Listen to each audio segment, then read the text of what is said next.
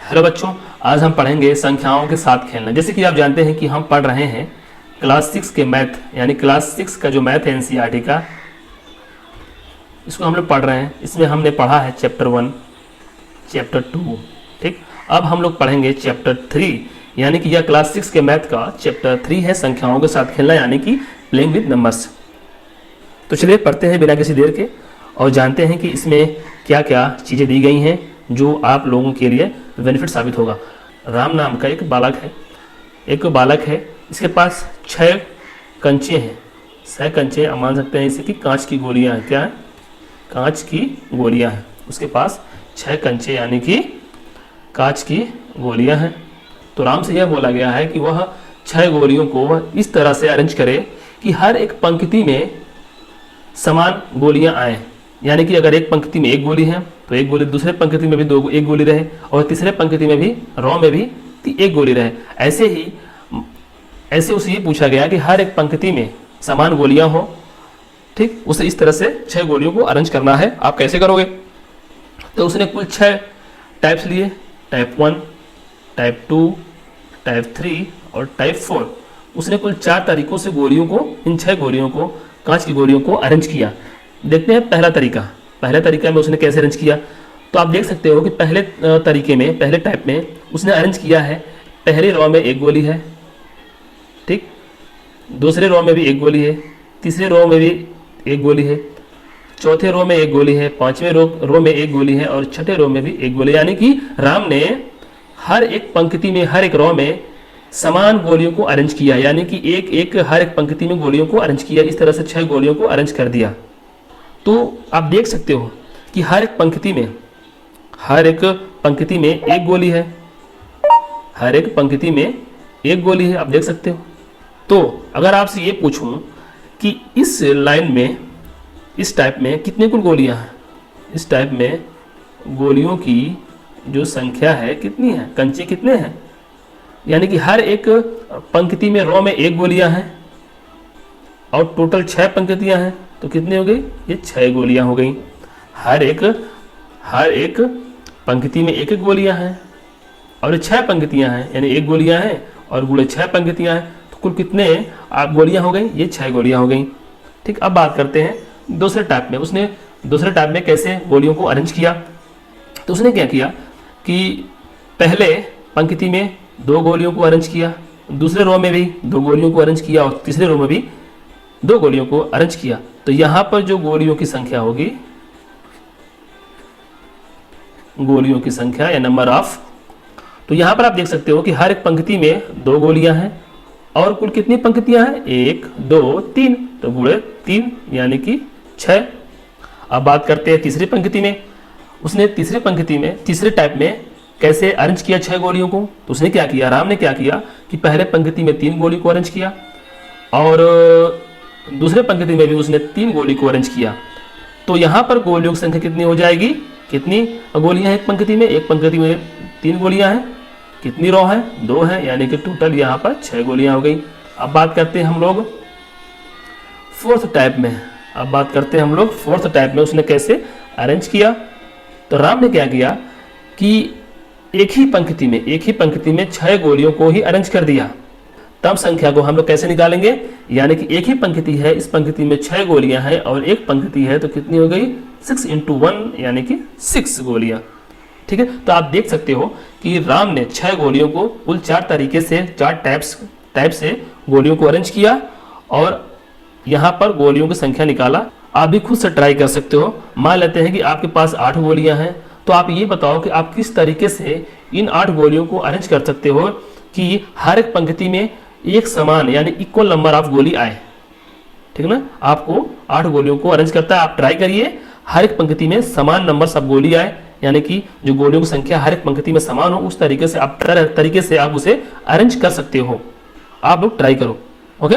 खुद से भी एक बार ट्राई करो, तब समझ में आएगा कि आप लोग इसे कैसे कर सकते हो, ओके। काफी आसान है। अब आप यहाँ पर देख सकते हैं कि यहाँ पर लिखा 1 × 6, यहाँ पर लिखा 2 × 3, यहाँ पर लिखा गया 3 × 2, यहाँ पर लिखा गया 6 × 1 और सबका जो आंसर है वह 6 ही आ रहा है।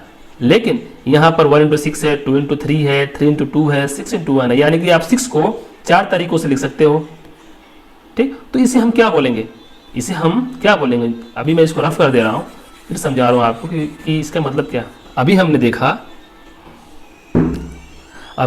देखा 6 equal to 1 into 6, 6 equal to 2 into 3, 6 equal to 3 into 2 और 6 इक्वल टू 6 इंटू 1। हम लोगों ने इसे देखा, ठीक है ना, कैसे ये 6 आ रहा है इन नंबरों को मल्टीप्लाई करने से। अब देखिए यहाँ पर दिया है कि 6 equal to 1 into 6, 6 equal to 2 into 3, ऐसे ही यहाँ पर आप देख सकते हो। अगर मैं बात करूँ कि 6 को क्या 1 डिवाइड करेगा, हाँ ये पूरी डिवाइड कर देगा, 2 भी डिवाइड कर रहा है, 3 भी डिवाइड कर रहा है 6 को। तो मैं अगर आपसे ये पूछूं कि 6 को कौन कौन सी संख्याएं हैं जो पूरी तरह से डिवाइड कर सकती हैं या पूरी तरह से विभाजित कर सकती हैं, तो क्या होगी, 1 होगा, ठीक, 2 होगा, ओके, उसके बाद 3 होगा, उसके बाद खुद 6 होगा। यानी कि 6 को 1 भी डिवाइड कर सकता है टोटली पूरी तरह से कंप्लीटली, 2 भी 6 को डिवाइड कर सकता है, 3 भी 6 को डिवाइड कर सकता है और 6 भी 6 को डिवाइड कर सकता है पूरी तरह से। तो हम ये कह सकते हैं कि 1 2 3 6 क्या है, ये डिवीजर्स हैं। क्या है, डिवीजर्स हैं, यानी कि विभाजक हैं। क्या है, विभाजक, या आप इसे भाजक भी बोल सकते हैं, यानी कि डिवीजर्स हैं। जो 1 2 3 6 हैं या डिवीजर्स हैं किसके, 6 के। क्यों, क्योंकि 1 2 3 6 को पूरी तरह से डिवाइड कर दे रहे हैं, यानी कि रिमाइंडर शेष पर कुछ नहीं बच रहा है। तो हम इसे बोलेंगे 1 2 3 6 क्या है, डिवीजर्स है, विभाजक है, यानी कि भाजक है। आप इसे एक और नाम से पुकार सकते हैं, आप ये कह सकते हैं कि 1 2 3 6 क्या है, 6 के क्या है, फैक्टर्स हैं, यानी कि गुणनखंड है, यानी कि 6 के क्या है, गुणनखंड है। 1 2 3 6 के डिवीजर्स भी हैं और इसके गुणनखंड भी हैं। यानी कि हम ये कह सकते हैं अगर कोई भी संख्या किसी संख्या को पूरी तरह से डिवाइड कर देता है तो वह संख्या क्या कहलाती है, वह संख्या कहलाती है डिवीजर या गुणनखंड उस संख्या की। जैसे अगर मैं आपसे पूछूं 8 के फैक्टर्स कौन कौन से होंगे, 8 के गुणनखंड कौन कौन से होंगे, बताओ आप लोग।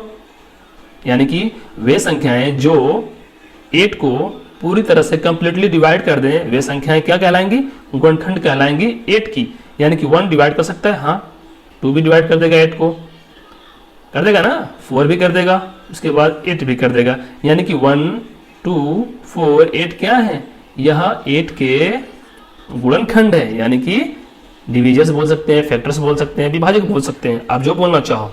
लेकिन आप यहाँ पर इसे गुणनखंड ही बोलो, फैक्टर्स ही बोलो, क्योंकि आगे हम पढ़ेंगे कि गुणनखंड क्या है, भाजक क्या है, भाज्य क्या है, डिवीजर्स क्या है, डिविडेंड क्या है, इसके बारे में हम लोग पढ़ने वाले हैं आगे चलकर। तो आप कहेंगे कि 1 2 4 8 के गुणनखंड हैं। अब हम लोग देखेंगे गुणनखंड यानी कि फैक्टर और गुणज यानी कि मल्टीपल। ओके, इसके बारे में हम लोग डिटेल से पढ़ेंगे कि ये गुणनखंड और गुणज क्या होते हैं। अभी हमने देखा है कि गुणनखंड क्या होता है, अब देखते हैं गुणज क्या होता है। ओके, अगर मैं आपको एक संख्या दूं, अगर मैं आपको एक संख्या दूं और पूछूं, जैसे 4 है, मैं ये पूछूं कि 4 को कौन कौन सी संख्याएं हैं जो डिवाइड कर सकती हैं या पूरी उसे डिवाइड कर सकती हैं, आप ये बताओ कौन कौन संख्या है। तो क्या करोगे आप, भाग दोगे, देते हैं भाग, पहले 1 से भाग देंगे, कई बार जाएगा, 4 टाइम जाएगा, 4 माइनस ये हो जाएगा 0। ओके, फिर से हम 4 को डिवाइड करेंगे, किससे करेंगे, 2 से, तो 2 2 जा 4 0। ओके, फिर ट्राई करते हैं 3 से, 4 से एक बार जाएगा, ये 3 हो जाएगा, यहाँ पर 1 बचेगा। फिर करते हैं 4 से, 4 0 1। ठीक, तो हमने क्या देखा कि अगर 4 को डिवाइड कर रहे हैं किसी भी संख्या से, तो वह जो संख्या है वह या तो उसके बराबर होगा या उससे कम होगा। उन्हीं संख्याओं से हम 4 को डिवाइड कर सकते हैं। तो आप देख सकते हो 1 से डिवाइड किया हमने, 2 से डिवाइड किया, 3 से डिवाइड किया और 4 से डिवाइड किया। यहाँ तक जो 4 है, यहाँ तक ये संख्या 4 के बराबर है और 3 2 1 4 से छोटी संख्याएं हैं। तो जब भी हम डिवाइड करते हैं किसी संख्या में, किस संख्या को किस संख्या से, तो उस संख्या से उस संख्या के बराबर लेते हैं या उन संख्याओं से छोटी संख्या से डिवाइड करते हैं संख्या को। ओके, क्लियर हो गया आप लोगों को? तो ये 4 तरीके हैं जिससे हम 4 को डिवाइड कर सकते हैं। अब यहां पर हम क्या लिखेंगे, 4 इक्वल टू 1 इंटू 4, क्योंकि यहां पर आप देख सकते हैं जब हम 1 का 4 में मल्टीप्लाई करेंगे तो हमें क्या मिलेगा, हमें क्या मिलेगा, यहां पर हमें मिलेगा 4। वैसे ही अगर हम 2 का 2 में मल्टीप्लाई करेंगे तो क्या मिलेगा, हमें मिलेगा 4, यानी कि 4 इक्वल टू 2 इंटू 2। यहां पर आप देख सकते हैं यहां पर ये 3 जो है 4 को कंप्लीटली या पूरी डिवाइड नहीं कर दे रहा है, ये हो जाएगा गलत। बात करते हैं 4 का, अगर 4 का 1 में मल्टीप्लाई करेंगे तो 4 मिलेगा, ये मिलेगा 4 हमारा। तो 4 इक्वल टू 4 इंटू 1। तो ये 3 तरीके मिले जिससे हम 4 को प्राप्त कर सकते हैं। ओके, तो आप देख सकते हो कि जो 4 है वह किन किन संख्याओं से डिवाइड हो सकता है। 1 से डिवाइड हो सकता है पूरी, 2 से हो सकता है और 4 से हो सकता है।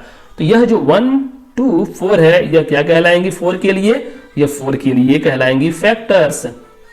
फैक्टर्स यानी कि गुणनखंड कहलाएंगी। 1 to 4 4 के फैक्टर्स हैं।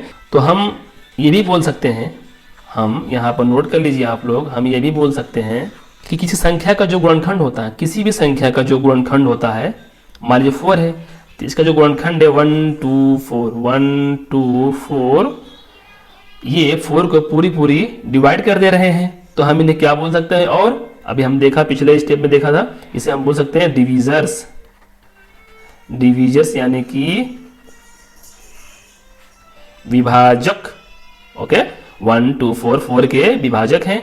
अगर कोई भी संख्या जो किस संख्या को पूरी डिवाइड कर दे, वे फैक्टर्स होते हैं, गुणनखंड होते हैं। और वही गुणनखंड क्या कहलाते हैं उस संख्या के लिए, डिवीजर्स यानी कि विभाजक कहलाते हैं।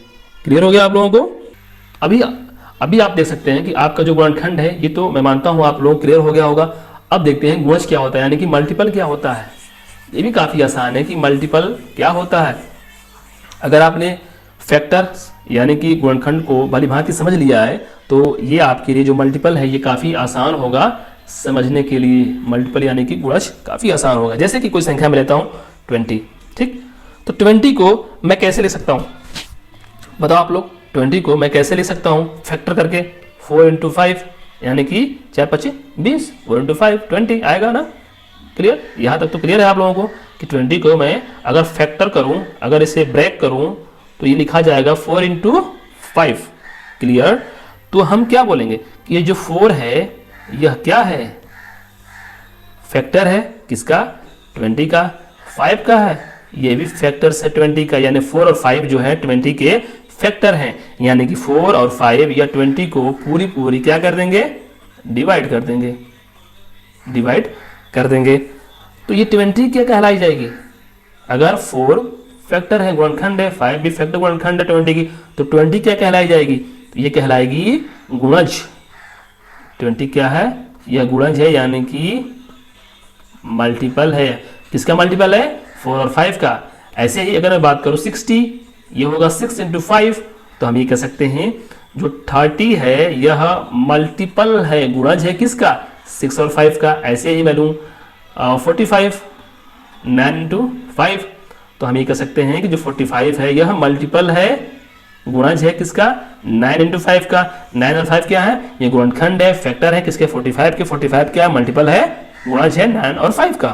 क्लियर? ये काफी आसान। ऐसे लेते हैं 12, तो 4 इंटू 3 और 4, ये 12 के गुणनखंड है और 12 जो है यह मल्टीपल है, यानी कि गुणज है 4 और 3 का। क्लियर? तो आप यहां पर देख सकते हो कि हमने क्या पढ़ा, हमने पढ़ा गुणनखंड क्या होता है, ओके, और पढ़ा गुणज क्या होता है। ये दोनों काफी आसान है। अगर आप लोग मल्टीप्लाई करना जानते हैं तो आप किसी भी संख्या का आसानी से गुणज और गुणनखंड निकाल सकते हो। क्लियर हुआ यहां तक? मैं आप लोगों को कुछ सवाल देता हूं और आशा करूंगा कि आप लोग खुद से ट्राई करोगे कि ये जो संख्याएं हैं उनका गुणनखंड और गुणज क्या होगा। मैं यहां पर देता हूं आप लोगों को होमवर्क, मैं आपको देता हूं कि 45, उसके बाद 75, 80, उसके बाद 144। आपको ये बताना है कि इन संख्याओं के फैक्टर्स एंड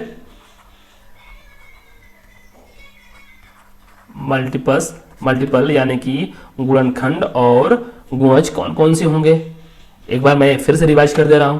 जैसे मैं लेता हूं 25, तो क्या होगा 5 × 5 होगा। तो 5 और 5 क्या है, 25 के गुणनखंड है। 25 क्या है, यह 5 और 5 का मल्टीपल है।